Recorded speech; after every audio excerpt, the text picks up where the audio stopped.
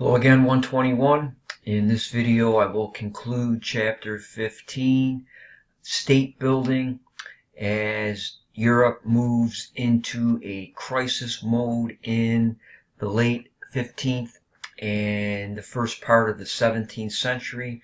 These are going to be the years of the wars of religion between the new faiths that had developed in the Christian church, the Protestant faiths, and the Catholic Counter-Reformation that attempts to stop the spread of Protestantism. And they will fight wars in many countries in Europe and in other places in the world.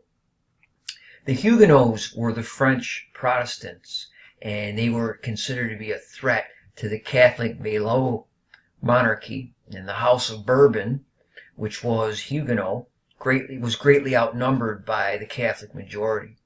But the towns and the provinces of France, the overwhelming majority of the country is in the Third Estate, and they resent monarchical power, and they joined with the Huguenots against the crown. Henry Navarre, who was a Huguenot leader, eventually succeeded to the throne after nearly 30 years of battles. And then, mysteriously, he converts to Catholicism and becomes Henry IV. And he issued the Edict of Nantes in 1598, where Catholicism is acknowledged to be the official religion of France. But the Huguenots are now guaranteed the right to worship as they please, and they could also hold political office. In Spain, during the reign of Philip II, this is the height of Spanish power in the world, and he is a strict Catholic. He attempts to become the champion of Catholicism throughout Europe, and he helps to defeat his armies, the Ottomans, at the Battle of Lepanto in 1571, and he will also go to war against what becomes later the Netherlands, which was considered to be a prized possession of Spain, and they fought a war there for 30-something years because the Netherlands wanted to break away and become Protestant. And in 1609, the official truce in that year virtually recognized the independence of the northern provinces of the Netherlands. In all of these wars of Philip, this is also when the Armada took place against England, which failed, and these wars bankrupted Spain. And they will continue to fight in other places as well. And by the beginning of the 1700s, Spain is a great power in name only. They have been usurped and passed by the English. And under Elizabeth, the country became the leader of the Protestant nations of Europe. And they begin to lay the foundations of their world empire. Elizabeth passed a new act of supremacy like the one her father, Henry VIII, had passed, which made her the only supreme governor of both the Anglican Church and the state. And Elizabeth Tudor was one of England's greatest leaders. She spoke several languages, and she was familiar with Greek and Latin. And one of her cronies was Sir Francis Drake, the Sea Dog, who was the scourge of the Spaniards, and he was eventually knighted by Queen Elizabeth. And again, I mentioned the disaster that was the Spanish Armada for the Spanish monarchy. Storms sank many of the vessels as they were sailing towards England. And that wasn't the end of the fighting. It lasted for 16 more years, but the goal to try and make England Catholic again failed. Economic and social crisis. You had another population decline because of all of these wars. It was a reaction to what had been going on since 1500, because the population increased for the first time since the Black Death during those years of the 16th century. There was a mini decline because of a change in the climate. There was a mini ice age in the mid-16th century. And all the wars, famine, and plague is still there. There is no cure for the Black Death. It just faded away. The bubonic plague still exists. There is no cure for it. Thank God that it has not reared its ugly head in anywhere near the size that it did in the 1300s in Europe. There was a witchcraft mania going on during this time. Perhaps 100,000 people, the exact number is not really known, were prosecuted and persecuted on charges of witchcraft. 75% of those accused were peasant women. Remember that fact. Of the more than 100,000 accused of being witches, many men believed that some women were succumbing to sex with Satan and becoming his instrument of evil. And this died out by about 1700. Evil spirits is not a reasonable cause as the Enlightenment ideas become more and more widespread for certain events. This is not justifiable. The economic theory of the 1600s is mercantilism. It is proto-capitalism. The success of a nation, the prosperity of a nation, it was believed at that time, was having a huge supply of gold and silver in the treasury.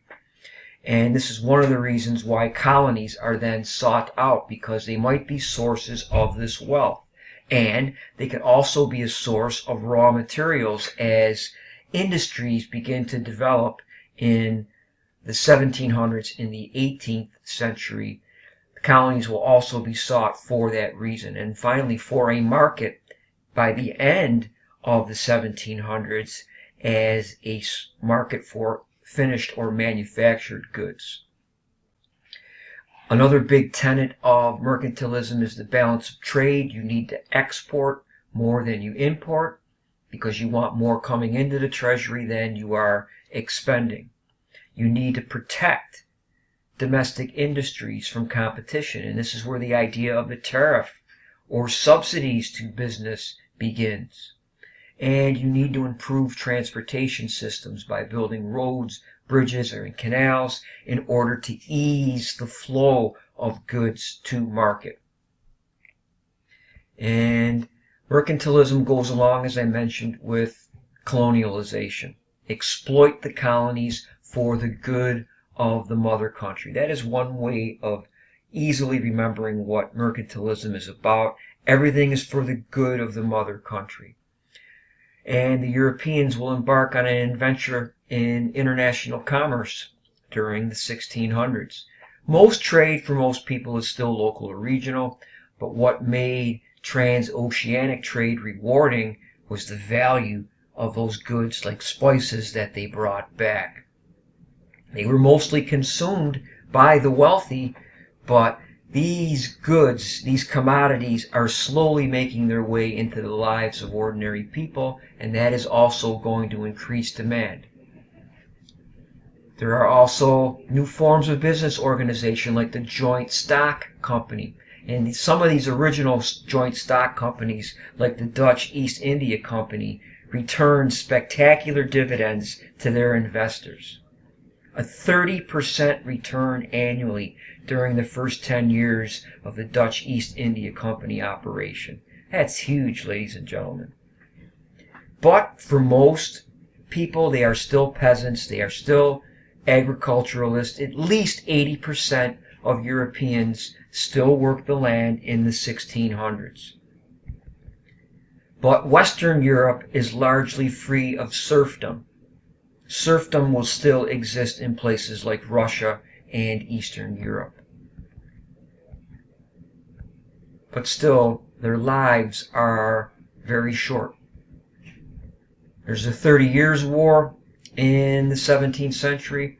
That was another struggle between the Holy Roman Emperors and Protestant nobles in Bohemia. And that soon involved other European powers, plus Denmark and Sweden. And this was a fight between the Habsburgs and the Bourbons, ladies and gentlemen. Most of the fighting took place in Germany, and the result of the 30 Years' War is to make France the major power in continental Europe. And the Peace of Westphalia in 1648, which ended the 30 Years' War, once again restated that the rulers determine what religion will be practiced in their principality. And more than 300 principalities are recognized as independent states. And this is the end of the Holy Roman Empire and Spanish domination of Europe. Germany becomes disunited. They will become one of these 300 entities that has many, many independent principalities, and it's going to stay this way, until the end of the 19th century and the results of the Franco-Prussian War of 1870. More on that in World Civ II. What was absolutism and why did the absolute monarchies emerge? It was a response to all these crises. The 17th century, the 1600s, was a time of almost constant warfare. Governments built huge armies from heavily taxed people. When people revolted, this ended up with monarchs just increasing their own power because they will suppress these revolts. And as a result of all this warfare, monarchs will attempt to regulate all areas of society in the search for law and order. And you have then opposed to this all of these new merchants in the mercantilist system who are becoming very, very wealthy. And they're going to demand eventually in the 18th and 19th centuries restraints on their authority to act as they see fit. Under Louis XIV, France is the best example of an absolutist government, or a divine right monarchy, the idea that kings receive their power from no one but God. And his court was imitated by monarchs all over Europe. His palace at Versailles, which was constructed during his reign, which really bankrupted France. He had all of the royal council meet at Versailles. They must live in the palace where he could control and manipulate them. And the finance minister Jean-Baptiste Colbert was another mercantilist, and he was a very capable finance minister, and he helped Louis in his schemes. He had a very professional army, numbering anywhere between 100 and 400,000 people, and this assured the Bourbon hegemony from those years. And he also engaged in numerous wars. And by 1715, the economy had declined, and France is surrounded by enemies at the beginning of the 18th century. Louis was sometimes called the Sun King because everything revolved around his reign. In Eastern and Central Europe, Prussia will become the most dominant German state. They had a general war commissariat that collected taxes and developed the army. And eventually that developed into an agency for civil government as well. And that government will be dominated by the aristocracy, sometimes called the Junkers. And these militarists eventually governed Prussia.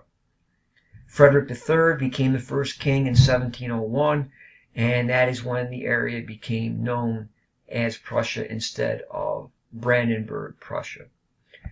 The Habsburgs created a new empire in Eastern and Southeastern Europe, and there's more on this in World Civ II. It never became a highly centralized absolutist state because there's too many different nation groups. There's too many historical influences in what will become the powder keg of Europe, the Balkan regions of Southeastern Europe.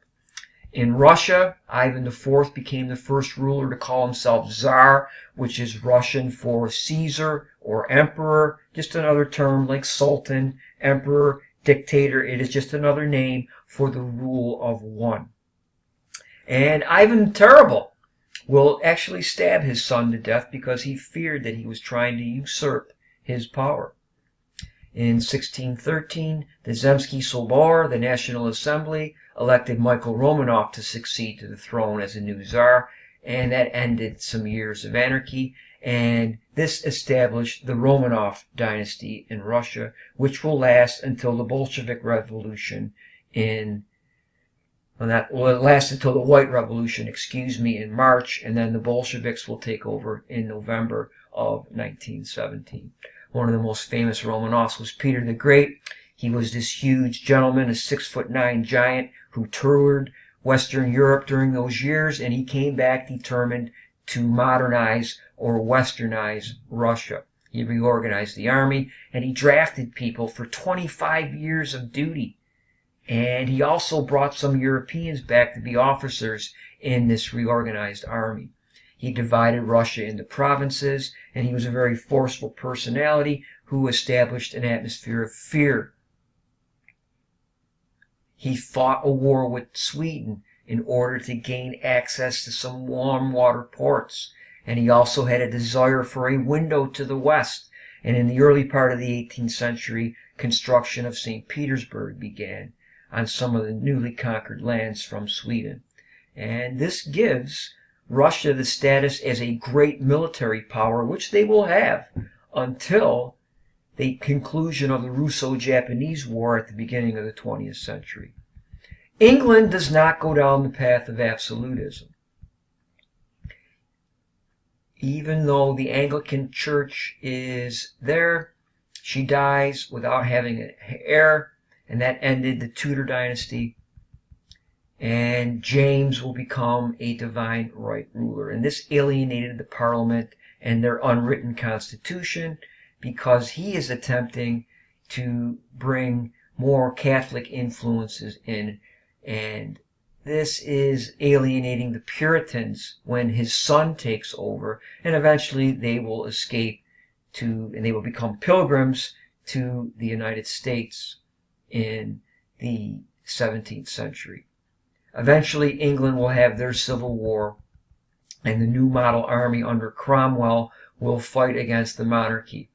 And the Roundheads, as they were called, will defeat the leaders of the Cavaliers of the monarchy. And Charles will be executed, he'll be beheaded, and now it becomes a military state. England will proclaim itself a republic for a time. And eventually Cromwell just became a military dictator with the abolishment of Parliament. And once Cromwell died, the army cannot maintain the dictatorship, and monarchy will be restored with the son of Charles I, Charles II, coming back into power as a king. He is very sympathetic to Catholicism, and this again will lead to problems with Parliament. Eventually, it looks like they're going to have a hereditary Catholic king, because James II comes in and he named many Catholics to high positions in government. And James II's wife gave him a son. So now, what to do? Many English noblemen then invited the Dutch chief executive, William of Orange, who was Protestant, husband of Mary, James's daughter, who was not Catholic, to come and invade England. And they did. And this is sometimes called the Glorious Revolution, because there was very little bloodshed, and Parliament then offered the crown to William and Mary in 1689, and they will accept the English Bill of Rights, which said that Parliament has the right to make laws and levy taxes only, not the monarchy.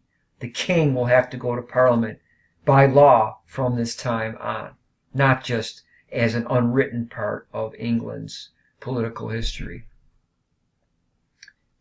Basically, since 1689, England has been governed by a limited government, a limited constitutional monarchy. Artistic and literary achievements of the time. Baroque is a popular artistic movement in the 16th century, which seeks to harmonize the classical ideas of the Renaissance with the religious revivals that are going on. And there you have The Last Supper. Peter Paul Rubens helped to spread Baroque style to other parts of Europe from Italy. Rembrandt was a Dutch realist painter. Bernini was a famous Italian sculptor. Realism is still very important. In other words, make it look like a photograph, as we would call it today. Judith Leicester painted scenes of everyday life, such as the Jolly Drinker. The late 16th and early 17th century was a golden age of literature in England. There is no dramatist of the time more famous than William Shakespeare. He was also an actor and a shareholder in Lord Chamberlain's company, which was his acting troupe, and he was a master of the English language.